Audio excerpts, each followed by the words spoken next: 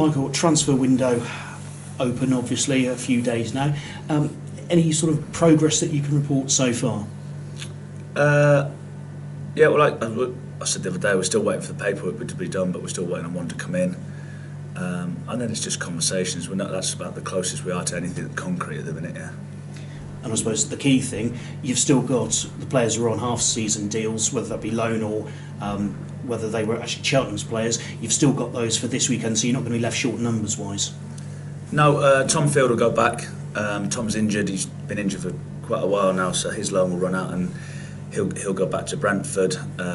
He'll still be out for a good while yet, I'd imagine. So he'll definitely go back. But you've still got the Tyrone Barnetts of this world around, which obviously is very important. Yeah, it's going to be a busy couple of days, really. Like I said, from after the weekend, there's potentially quite a few going back. So it's who we keep, what we keep, who we get in. So lots and lots of conversations in the next couple of days. I'm not expecting you to tell me who and what, but have you actually made your mind up on most of them, or is there still sort of one or two where you've still got sort of factors to weigh up? Most of them. There is still a couple that we're an R in.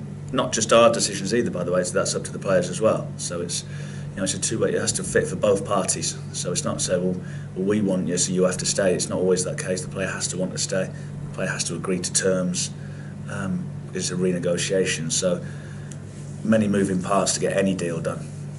And as you're looking to keep people that you want and also bring new people in, are you finding that people are more willing to listen the way that Cheltenham have been playing recently? Is that sort of just making it a little bit easier? Well, Mickey does most of that side of it. I think it does help if you are in the bottom two. It probably is, because players will look at the table, the first thing they'll do, and that's, well, why do I want to go there? Unless it's a young loan where it's an opportunity to go and play.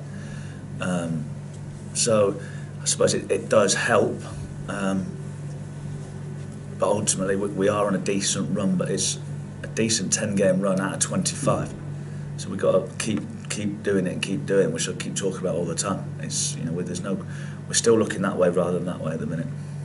But if you beat Crawley on Saturday, you go above them. That's another team sort of chalked up and another sort of step away from that bottom two. Yeah, the carrot's there. If we beat them, I don't think Northampton play either, so we can go above them because their game's been cancelled.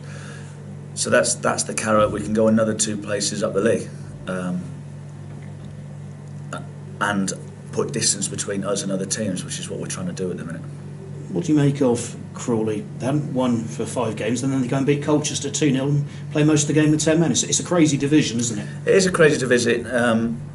They were on a bad run, but Colchester, one of the best teams in the league, went down to 10 men after half an hour, I think it was, and then did really well. Watched the game back, got some good players, and their home record's good as well. I think they've won 7 out of 13 at home. So where they are in the league with that sort of strike rate at home, it's going to be a difficult game.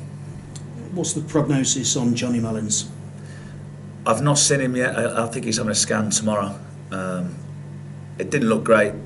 He's rolled it. It's nothing more serious than that, I don't think. But timelines, it's difficult for me to say without getting the medics' advice reports. So he won't be available for the weekend, I know that. Obviously, you've got a couple of options there. Craig Alcott came on Saturday, but also I suppose you've got you could change the shape. You could go to a back 4. Is that something that perhaps you'd look to avoid, maybe?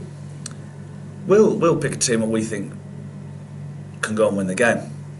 Whether that's a 4, whether it's a 3, whether it's a 2 up front, whether it's a 3 up front. That's what we do every week. We don't just roll the same team out and go, just go and do it again, lads. There's a lot of thought goes into it in the office. Then the work goes out onto the training pitch, and it's always who's available, what are you playing against. So there's a lot of things go in the pot before we actually name a team. And that was the same case when we were losing games. We were losing games, we still thought the team that we were putting out could win the game. Now it proved that it couldn't, and the change of shape has helped the players, obviously. But it's not as simple as just have a 5-a-side and go and play a game every week. I wish it was. Fair enough. Is everyone else who was involved on New Year's Day okay? I think so. A few knocks, a few bruises. I'd imagine there'll be a few sore legs, but other than that, it'll be fine. do you see this as like the last game still of that festive period, because you're still sort of in that 2 games a week minimum at the moment? Yeah, obviously after this game we get a week's break, so I think it went Saturday, Wednesday, Saturday, Tuesday, Saturday. So this is the last one. I think it's the 5th game in a 2-week, 14 days. So it is a very busy period, but we've come through it so far. So can we finish it off? Because 11 points from 5 games over the Christmas period would be a brilliant return.